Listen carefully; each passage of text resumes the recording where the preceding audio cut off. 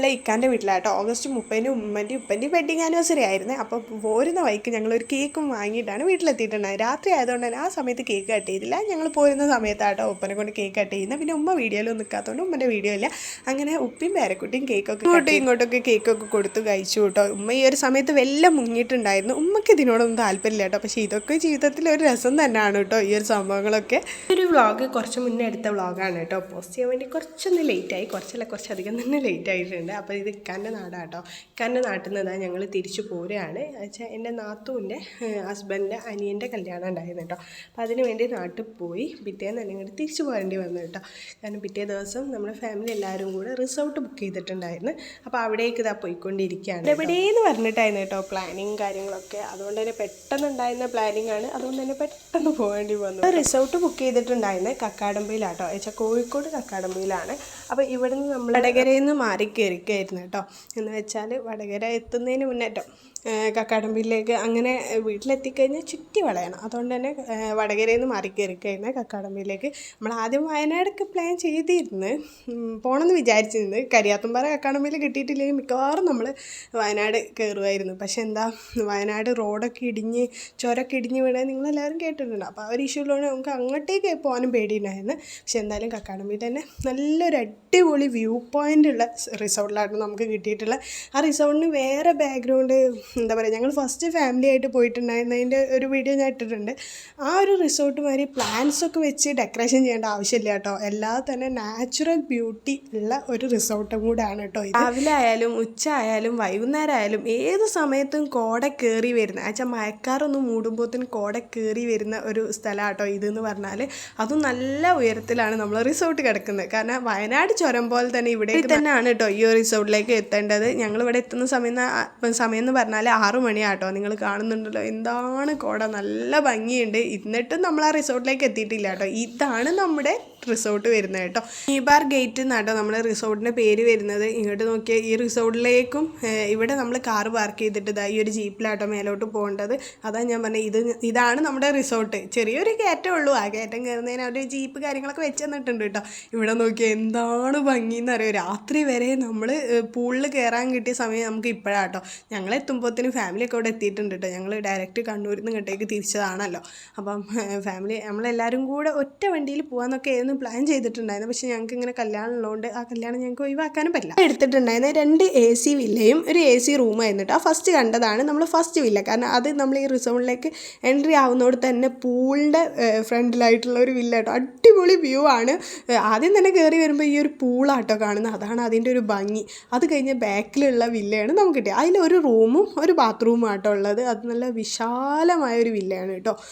അതുപോലെ തന്നെ അതിൻ്റെ തൊട്ട് മേലെ ഹൈറ്റ് തന്നെയാണ് നമ്മളെ അടുത്ത വില്ല വരുന്നത്, രണ്ടാമത്തെ വില്ല വരുന്നത്. ഈ കാണുന്നതാണ് നമ്മുടെ AC റൂം പറഞ്ഞത്. കാരണം ഒരു റൂമുമായിരുന്നു നമുക്ക് കിട്ടിയിട്ടുണ്ടായിരുന്നത്. രണ്ടാമത്തെ വില്ല ഞാൻ കാണിച്ചു തരാം കേട്ടോ. അതിൽ 2 റൂമും അതുപോലെ തന്നെ 2 ബാത്റൂമുമാണ് കേട്ടോ ഉള്ളത്.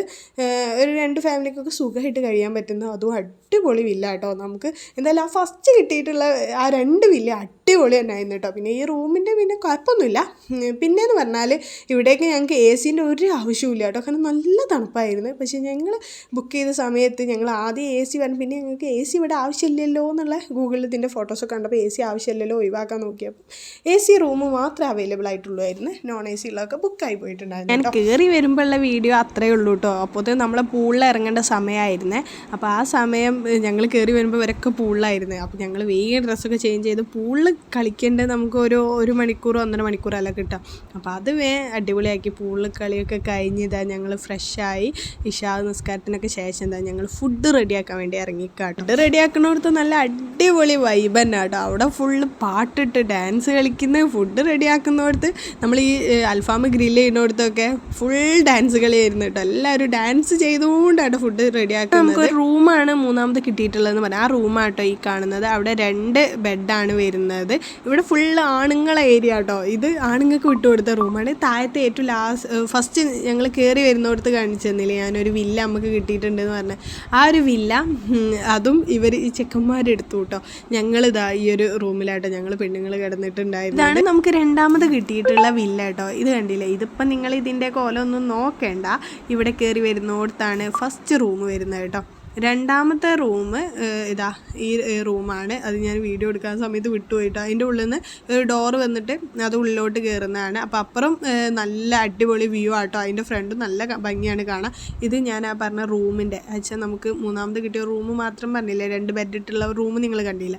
ആ റൂമിൻ്റെ ആ ഒരു ബാക്ക് ഭാഗത്ത് ഇതാ ഇതുപോലെ ഇവിടെ ക്യാമ്പ് ഫയർ കാര്യങ്ങൾ പാട്ട് സെറ്റ് ചെയ്തിട്ടും, അതുപോലെ തന്നെ ഈ ഒരു മേലേക്ക് പോയി കഴിഞ്ഞാൽ കുട്ടികളെ പാർക്കാണ് കേട്ടോ. ഉള്ളിൽ മഴ പെയ്യുന്ന സമയത്ത് നമുക്ക് കുട്ടികളെ ഇവിടെ കൊണ്ടുപോയിടാം. നമുക്ക് ഇവിടെ പാട്ടും ഡാൻസും കൂത്തൊക്കെ ആയിട്ട് അടിച്ച് പൊളിക്കുക കേട്ടോ. ആണ് നമ്മൾ ഫുഡ് റെഡി ആയിക്കൊണ്ടിരിക്കുന്നത് കേട്ടോ. അതിൻ്റെ ഇടയിൽ ഞാൻ നിങ്ങൾക്ക് ഇവിടെ ചുറ്റുവട്ടമൊക്കെ ഒന്ന് കാണിച്ചു തരാൻ വിചാരിച്ച് കൊണ്ടുപോയതാണ്. ഇതാരോ ഫാമിലി ആട്ടോ. ഞാൻ ജസ്റ്റ് ഒന്ന് ഇതിൻ്റെ ഉള്ളിലോട്ട് കയറിയിട്ട് നിങ്ങൾക്ക് ഈ ഒരു ഭാഗം കാണിച്ചു തരാം. ഇവിടെ നമ്മളെ ഫാമിലി, വേറെ ഒരു ഫാമിലി മക്കൾസൊക്കെ ആട്ടോ. നമ്മളെ ഫാമിലി ഫുള്ള് ഫുഡ് റെഡി ആക്കണോടത്ത്. ഇവിടെ നോക്കിയേ നല്ല പാട്ടും കൂത്തും നല്ല ഭംഗിയുണ്ട് കേട്ടോ കാണാൻ വേണ്ടിയിട്ട്. എല്ലാവരും കൂടിയപ്പോൾ അടിപൊളി തന്നെ ആയിരുന്നു കേട്ടോ. ഈ ഫുഡ് റെഡി ആക്കുന്നിടത്തൊക്കെ അതേ പറഞ്ഞാൽ നല്ല വൈബായിരുന്നു. ഫാമിലിയൊക്കെ ആയിട്ട് പോയിട്ട് റിസോർട്ട് എടുത്ത് സ്റ്റേ ചെയ്യാന്ന് പറഞ്ഞാൽ അതൊരു വേറൊരു വൈബ് തന്നെ കേട്ടോ. നമ്മൾ ഒറ്റയ്ക്ക് പോകുമ്പോൾ ആ ഒരു സുഖം എന്തായാലും നമുക്ക് കിട്ടൂല. ഇതുപോലെ ഫാമിലി ആയിട്ട് പോകുമ്പോൾ നല്ല ഭംഗിയാണ്. ഇവരെ കൂടെ കൂടിയിട്ട് വീഡിയോ എടുക്കാനും ഡാൻസിനും പാട്ടിനൊക്കെ കൂടെ നിൽക്കും. പിന്നെ ഇതാ ഈ പുറത്ത് കാണുന്ന കണ്ടില്ലേ, ഇതാട്ടോ നമ്മുടെ രണ്ടാമത്തെ പൂള്. ഇങ്ങോട്ടേക്ക് മേലേക്ക് കയറി വന്നാൽ വെച്ചാൽ ആ റൂമിൻ്റെ നേരെ ഓപ്പോസിറ്റാണ് ഈ ഒരു പൂള് വരുന്നത്. ഇത് കുട്ടികൾക്ക് കളിക്കാൻ പറ്റുന്ന പൂളിന് ആയം കുറവാണ്, നല്ല ഭംഗിയുണ്ട്. കുട്ടികൾക്ക് കളിക്കാൻ വേണ്ടി റെഡിയാക്കിയിട്ടുള്ള പൂള്.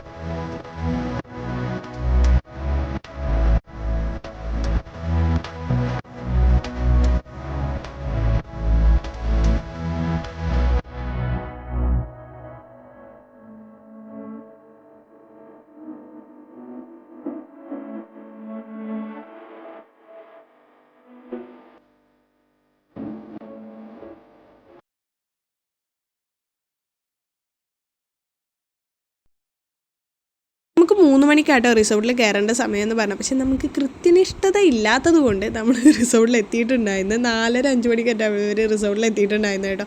ഞാൻ എത്താൻ പിന്നെ 6 മണി ആയിട്ടുണ്ട്. അവിടെ നിന്ന് ഇങ്ങോട്ട് എത്തണ്ടേ. അപ്പോൾ അതുകൊണ്ട് തന്നെ ആ ഒരു സമയത്ത് ടീയും സ്നാക്സും ഉണ്ടായിരുന്നു. റിസോർട്ടിൽ ഇതിൽ ഇൻക്ലൂഡ് ആക്കിയിട്ടുണ്ടായിരുന്നതാണ് ടീയും സ്നാക്സും, പിന്നെ ബ്രേക്ക്ഫാസ്റ്റും കേട്ടോ ഉണ്ടായിട്ടുണ്ടായിരുന്നത്, രാവിലത്തെ ഫുഡ്. അപ്പോൾ ഇതാ നമ്മളിവിടെ ഫുഡ് പൊറാട്ടയും അതുപോലെ ചപ്പാത്തിയും കുബൂസും ഒക്കെ സെറ്റാക്കി കൊണ്ടുവന്നിട്ട് ഇവിടുന്ന് അൽഫാം ഗ്രില്ല് ചെയ്ത് ഞങ്ങൾ ഫുഡൊക്കെ കഴിച്ചു കഴിഞ്ഞു. അത് കഴിഞ്ഞതാ നാളെ ഐറൻ്റെ ബർത്ത്ഡേ കേട്ടോ. വെച്ചാൽ വലിയത്താൻ്റെ ചെറിയ മോളെ ബർത്ത്ഡേയും ഇനി പിറ്റേ ദിവസം അമ്മോൻ്റെ മോളെ കുട്ടിയുടെ ബർത്ത്ഡേ ആട്ടോ. അപ്പോൾ അവർ രണ്ടാളും കൂടെ ഇതാ ബർത്ത്ഡേൻ്റെ കേക്കൊക്കെ അഡ്വാൻസ് ആയിട്ട് കേക്കൊക്കെ കട്ട് ചെയ്ത് അങ്ങോട്ടും ഇങ്ങോട്ടും വായിലൊക്കെ വെച്ച് കൊടുത്തു.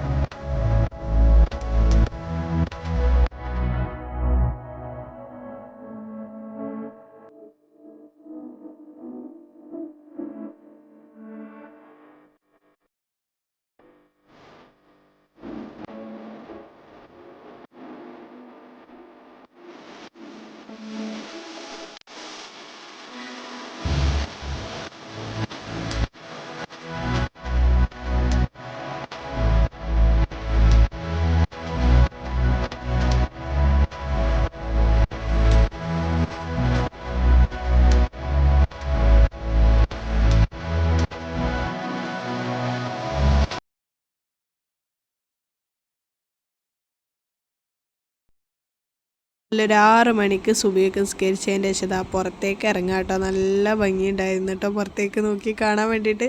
താഴെ പൂളാണ് കേട്ടോ. പൂളിൻ്റെ ഈ ഒരു ഭാഗത്താണ് നമ്മുടെ താഴത്തെ ആ ഒരു വില്ല വരുന്നത് കേട്ടോ.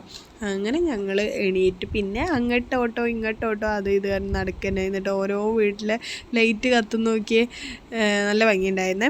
ഇവിടുന്ന് ഈ ഒരു വ്യൂ കാണാനായിട്ട് ഏത് സമയത്തും കോടയാട്ടോ. ഞങ്ങൾ തിരിച്ച് ഞങ്ങൾക്ക് 12 മണിയാകുമ്പോഴായിരുന്നു കേട്ടോ ചെക്കൗട്ട് ചെയ്യേണ്ട സമയം എന്ന് പറഞ്ഞാൽ. ആ സമയത്ത് വരെ കോട കയറി വരിക.